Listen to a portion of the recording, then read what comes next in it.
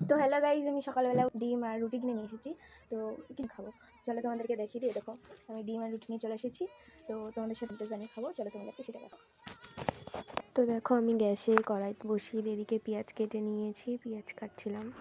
তো পেঁয়াজ কাটার আমার যা এত অবস্থা খারাপ হয়ে গেছে, কি আর বলবো, মনে হচ্ছে আমি একদম পুরো কেঁদে একেবারে ইমোশন হয়ে পড়ে গেছি। দেখো তো আমার পেঁয়াজ কাটা হয়ে গেছে, এবার আমি লঙ্কা কাটছি। দেখো এই দেখো গ্যাসে কড়াই বসিয়ে দিয়েছি, তেলও দিয়ে দিয়েছি, একটু নাড়িয়ে নিলাম।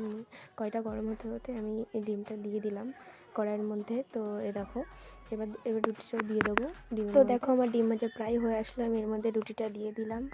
তো দেখো এবার আমার ডিম ভাজা প্রায় শেষের দিকে, ডিম টোস্টটা আমার বানানো কমপ্লিট হয়ে গেছে। এবার আমার ভিডিওটা ভালো লাগলে অবশ্যই লাইক করে দিয়েছে।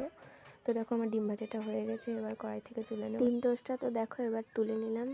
তো ডিম টোস্টটা আমার পুরো কমপ্লিট হয়ে গেছে, দেখো কেমন লাগছে। আমার ডিম টোস্টটা বানানো কেমন হয়েছে তোমরা অবশ্যই কমেন্ট করে জানিও। তো ডিম টোস্টটা খেতে খুব দারুণ হয়েছিল। তোমরা সকালবেলায় কি খাও? এই যে এটা একটু ভালো হয়েছিল, তো আমি ওটাই আগে খাচ্ছিলাম। তো আমি খেতে খেতে তোমরা আমার চ্যানেলটাকে সাবস্ক্রাইব করে দিয়ে ডিম টোস্টটা খেতে দারুণ স্বাদ হয়েছিল। তো এরকম ভিডিও দেখার জন্য আমার চ্যানেলটাকে অবশ্যই সাবস্ক্রাইব করে দিও, লাইক করতে ভুলো না। তো আবার অন্য একটা ব্লগে তোমাদের সাথে দেখা হবে। টাটা।